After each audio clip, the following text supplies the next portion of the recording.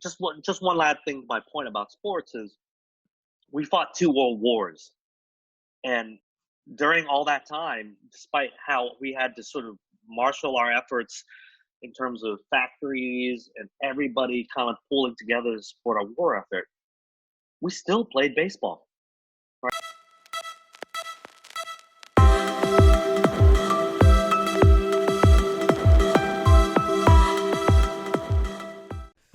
Welcome to Planet Couch, episode 13. No, three.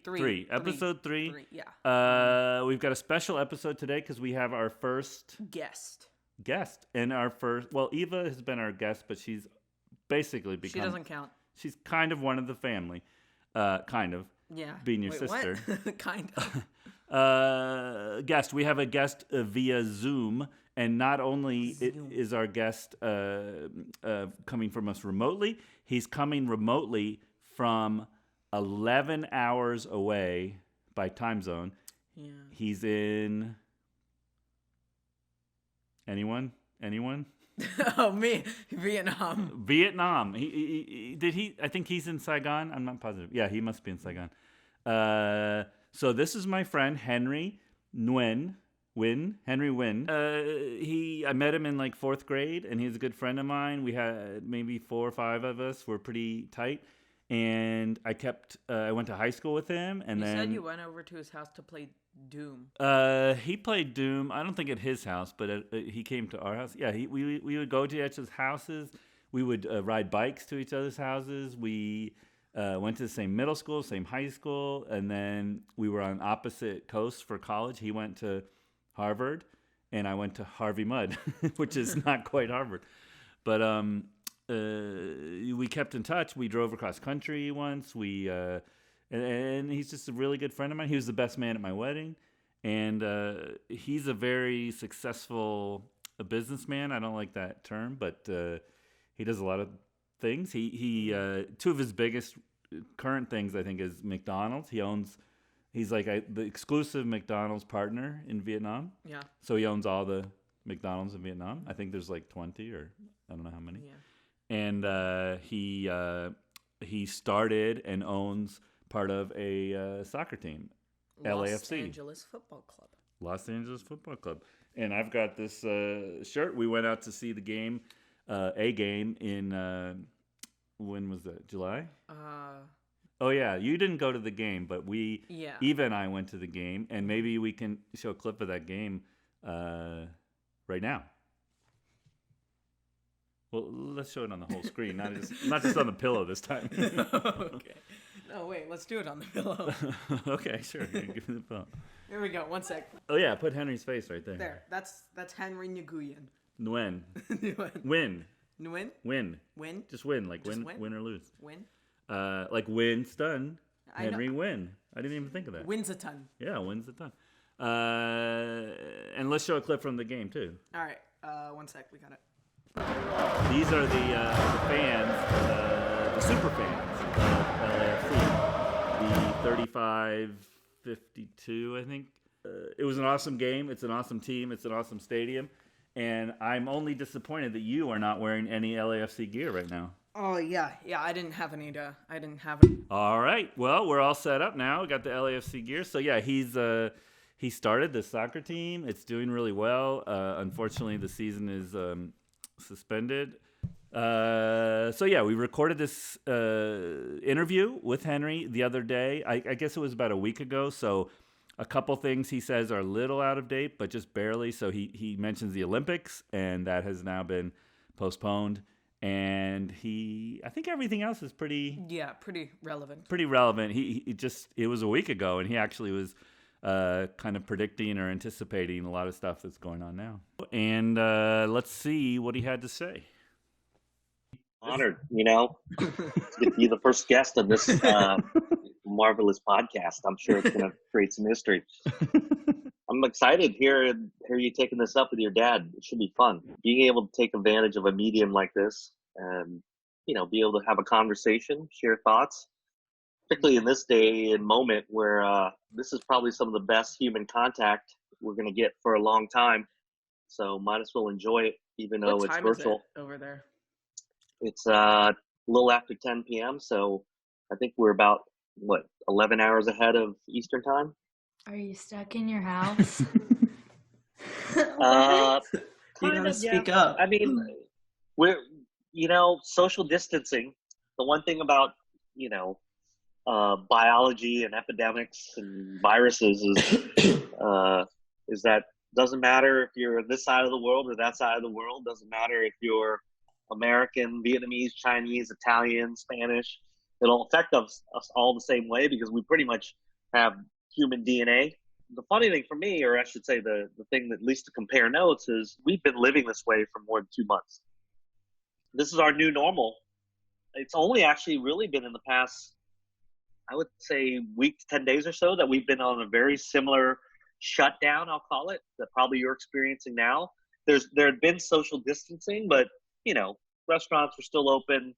But now I think, the seriousness of this and frankly, everybody understanding, people realize that this is not going to go away. We're in this for the long haul. Are you going to come back to the United States this year, or you can't really travel? I was supposed to be in the U.S. next month in April, because every 2 years McDonald's has its worldwide convention in Orlando. I think probably this year, probably around 17,000 people will show up, but that was canceled over 2-3 weeks ago. This is our 25th college reunion. I'm sure your college reunion was canceled. Mine, actually, I just learned 2 days ago, was canceled. So, yeah, life is not, we're not living under normal circumstances, but in another way, we have to try to create a new normal. The funny thing is, actually, you talk about MLS. I was in the middle of our basketball season here out in Southeast Asia, and we postponed our season. But it's not going to restart in the foreseeable future. In the U.S., I fear, and when I look at the numbers in terms of the doubling time over this past week, I'm really worried that the U.S. is probably going to be one of, if not the worst, in terms of numbers, in terms of cases, in terms of deaths, in terms of how widespread this is. And these type of things are probably a much longer cycle than I would even optimistically love to believe. When it comes to sports, what I believe, I'm sure what everybody is feeling, particularly sports fans, is, once you have something taken away, once you're locked away, once you're kind of isolated socially, you do crave some kind of normalcy again. And I think all the people around me and my friends and all of our sports staff, which is sports in a certain way doesn't mean very much, right? It's part of our folly as human beings, our entertainment, our play. But in another way, because of our play, because of that ability to bring sport, people together, particularly in this media day and age where live sporting events are our real last sort of campfires where we get to experience and hear a story or follow a story together, it does mean something. I'm very admirable and commend in terms of their response and how far ahead of the curve I think they really are as the NBA. And I think the NBA probably in the next couple of months will try at least to have, if not a normal regular season, sort of resumption, some type of game so that, we as human beings have something to share, a water cooler conversation, a moment that everybody's watching the same thing. I was reading all this news about the Olympics and now all this pressure to cancel it. And I understand, obviously, the pressure to cancel it, but I also think from a symbolic level, actually in a year like this, I think something like the Olympic Games would matter a lot because there is at least something that the whole world can gather around and say, we're still human. This is a sort of human tragedy, but from that, we have to continue doing what we got to do. And sports so is just a symbol I'll of say that. two things that have really kind of got me a little depressed about how we're handling it. Is one, this is so trivial, but Trevor Noah is doing the Daily Show with no audience, and it just sounds horrible because he makes the same performance and the same jokes, but there's no audience, There's and no I'm like, reaction. Yeah. You could at least pipe in an audience from with Zoom or something. But the other one, I don't watch a lot of sports, but I was flipping through, and it was ESPN or something. And it was playing the finals from like 2014, just like some old game. And I was like, that's got to have some effect, right? If we're just playing old games and having comedy shows with no audience, like that's not like, we can do better than that. I think there's this initial wave of cancellations, but yeah, I think everyone sitting home has to say, like, okay, we can't live like this forever. What's the reverse process here? At what point can you go back to school? At what point can you have that Billie Eilish concert? At what, you have to have masks and you have to do something, but like, we have to bring back some normalcy. And maybe March is not the time, but maybe May, May when it gets warmer. I think at some point people need to start doing things again. And I guess that point is not yet, but I hope we hit that point this year. I don't want to be going into winter, September, and everything is still closed. No, look, I just one last thing. My point about sports is we fought 2 world wars, and during all that time, despite how we had to sort of marshal our efforts in terms of factories and everybody kind of pulling together to support our war effort, we still played baseball, right? And part of that is because we as human beings, no matter what crisis, no matter what hardship we face, we still crave certain normalcy. And I think the danger in this is normalcy actually is human interaction, social connection, face to face. But that's the worst thing we can do. So it is trying to find replacements for that, the surrogacy for that, at least I think technology helps. We can have Zoom. This is not the same as us being in the same room, but it works. As you said, you know what? I'm sure Trevor Noah at least did a show with Zoom, right? You can pipe in a reaction. What have you learned from all this? From being at home, from this epidemic? Well, we've only been home a week, but a big thing is that... Don't lick elevator buttons. It's a good one. Good one, yeah. But if you're going to be productive, you have to come up with a plan and things to do, or else your whole day ends up going by without you even realizing it. Actually, I forgot Eva hasn't seen Buddy. Buddy, come here. Here, Eva. This Eva is Buddy. loves dogs. Oh. Buddy is a mixed Cocker Spaniel and Poodle. All right, buddy. Easy. All right. Hi, buddy. Bye, buddy. Back down, buddy. He looks so unimpressed. He's just like, what am I doing here? Put me down. Yeah, he's like, actually, he never gets to hang out in my office. I'm sure he's probably been spraying everywhere to mark his territory. It might stay like this for a little longer than we hoped, like maybe 2 or 3 months. I miss, having, life being normal. Because... Right. But it's only been a week.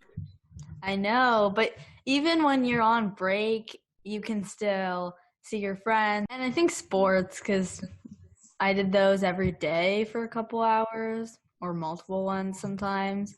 And now it's just nothing. And when you do it, it's all on your own. It's nice to practice on your own, but they're team sports. So are your soccer and swim seasons and sports seasons all canceled? Yep. I mean, they're just postponed. Postponed. Well, yeah. The high school. I mean, mine is pretty much our canceled. games got canceled. I don't know what their plan is. Never mind going out to eat, but just a little excursion. Get in the car. We went to Rose Hill. Yeah, we go to this loop, and my mom and I run, and they walk. It's a park. Okay, yeah. It's a park. Yeah. It's a park with a loop. Who does the grocery shopping? My mom. I went with her, though, because I wanted to get out. You wear a mask when you're out? No, but we brought gloves. I'm going to Costco. You want it? Do you have a lot of the Purell? Everybody it's now all does sold this. out, but he bought a gallon off Yeah, he Amazon, bought a gallon of hand sanitizer. And then we bought little travel. See, your dad is smart, resourceful. You might as well get it in bulk. You're going to need it. What are you going to do to help make things better? Do this podcast, spread awareness. Nice. Self-referential. Yeah. Watch Planet Couch. A little self-congratulatory. See, I decided to make this podcast. Like and subscribe. Share this podcast to all of your friends. Do you worry for your mom? Are there cases in Winchester yet? There's one confirmed. There's no one known case. At the hospital, but Yes. it was transferred from a hospital out of town. Your mom's a doctor. She's on the front line. Mm-hmm. And they have. Maybe I could be wrong, but I don't know if I or epidemiologist is wrong. It's going to get much worse. It's going to get much worse. Do you worry for your mom?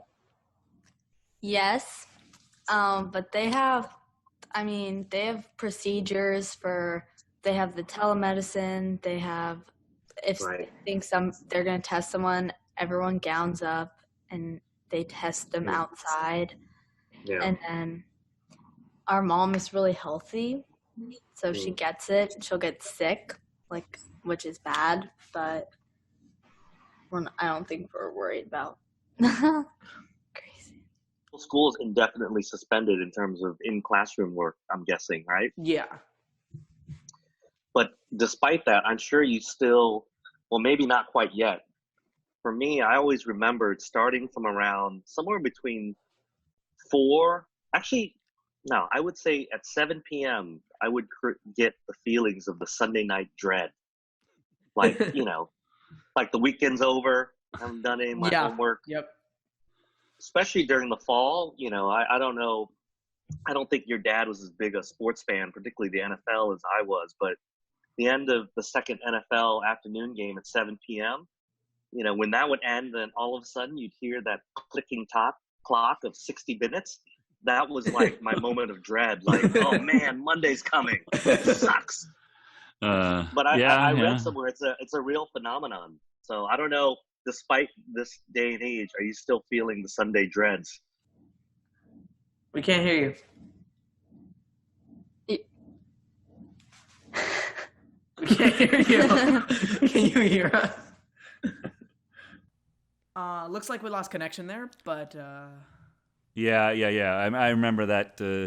But I wanted to say that we've got about an hour and a half of footage. like 2 hours, maybe. Almost 2 hours from Henry, and we're gonna work that into some future shows. Probably. So he talked about Video go ahead. games, growing up. He talked about his cross country, didn't he? Lacrosse. Yeah, sports. Yeah.